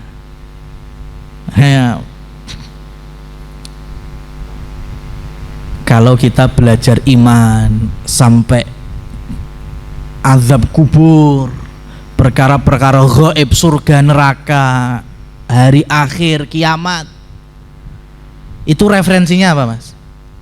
Quran, hadis, atau ucapan sahabat. Apalagi dalam perkara gaib. Ingat, sahabat kalau berbicara perkara gaib, kaidahnya meskipun tidak disandarkan kepada Rasul, kita wajib menilainya sebagai marfu. Itu memang ucapan Rasul. Kenapa? Karena tidak ada rumus dan kamusnya sahabat berijtihad dalam masalah perkara gaib. Ketika Abdullah ibnu Abbas ditanya, apa yang maksud yauma taswaddul wujuh? Besok akan ada wajah-wajah manusia yang menghitam di padang mahsyar. Abdullah ibnu Abbas langsung menjawab, ini perkara gaib, belum ada, kita nggak di padang mahsyar. Mereka hum ahlul bid'ah. Mereka adalah orang-orang yang membuat kebid'ahan selepas Rasul Shallallahu Alaihi Wasallam wafat. Mereka wajahnya akan menghitam. Itu nggak ada sami itu Rasulullah, ya sami itu ananin Nabi, kanan Nabi, nggak ada seperti itu. Langsung diucapkan dari lisannya Abdullah ibnu Abbas sendiri. Tapi kita wajib meyakini itu dari mana asalnya? Dari Nabi. Karena tidak ada ceritanya sahabat berijtihad dalam perkara gaib. Kan bicara ilmu ya semacam ini itu cukup Quran, hadis, ucapan sahabat. Tapi biasanya kurang menarik. Kiamat tuh hadisnya dawa yo dajjal, ujung-ujungnya dipateni Nabi Isa, ya kan? Kemudian nanti ada Imam Mahdi, wes ngono tok. Kurang menarik. Makanya pakai referensi yang lain. CNN, Area 51. Kemudian diviralkan UFO kendaraan Dajjal. Itu menarik. Iki sing digoleki sing ngene iki rusak mas agama lek ngene iki. Ya. Karena perkara gaib itu bukan masalah menarik enggak menarik. Perkara gaib itu tidak keluar dari ya tatanan tadi, akidah, tauhid, keimanan, Quran, hadis dan ucapan sahabat. Ya, maka terkait dengan ilmu yang simple sekali tadi, emang susah kita merubah Allah lebih di atas dari Muhammad. Kan harusnya kalau kita berjiwa besar, oh enggak apa-apa. Ya. Dan ketika kita melakukan hal itu dengan niat saddud dzari'ah, betul. Ya. Kenapa? Karena bisa jadi kalau nanti terus menerus seperti ini, generasi sudah enggak ada, setan kemudian, oh iya memang Muhammad be Allah ki podo. Allah bisa memberikan manfaat dan madharat, Nabi Muhammad juga sama, perwakilan Allah di muka bumi. Akhirnya istighosah ya kepada Muhammad sallallahu alaihi wasallam, doa kepada Muhammad sallallahu alaihi wasallam. Itulah yang terjadi kemusyrikan yang nyatanya. Wallahu a'lam bissawab. Ya, jadi kalau dibilang saddud dzari'ah, ya betul, saddud dzari'ah. Ada yang lain satu lagi sebelum kita tutup? Taib, kalau nggak ada, ada? Oh, nggak ada. Kita akhiri dengan doa kepada Allah Subhanahu wa taala, semoga Allah mudahkan kita di dalam mengilmui keimanan terhadapnya, bertauhid kepadanya, mengikhlaskan semua amalan kepadanya, dan menjauhkan kita dari berbagai macam bentuk-bentuk kesalahan di dalam berakidah dan beriman. Dan tentunya semoga Allah jaga keluarga kita dan anak keturunan kita dari langkah-langkah setan menjerumuskan ke dalam dosa-dosa besar, dan yang terbesar adalah kesyirikan. Fa na'udzubillahi min dzalik. Allahumma inni as'aluka jannatakal firdaus. Allahumma ya muqallibal qulub tsabbit qulubana ala dinik, wa ya musarrifal qulub sarrif qulubana ila ta'atik. Rabbana hab lana min azwajina wa dzurriyyatina qurrata a'yun waj'alna lil muttaqina imama. Rabbana atina fid dunya hasanah wa fil akhirati hasanah wa qina adzabannar. Wa sallallahu ala nabiyyina Muhammad wa akhiru da'wana anil hamdulillahi rabbil alamin. Billahi taufiq wal hidayah. Wassalamualaikum warahmatullahi wabarakatuh.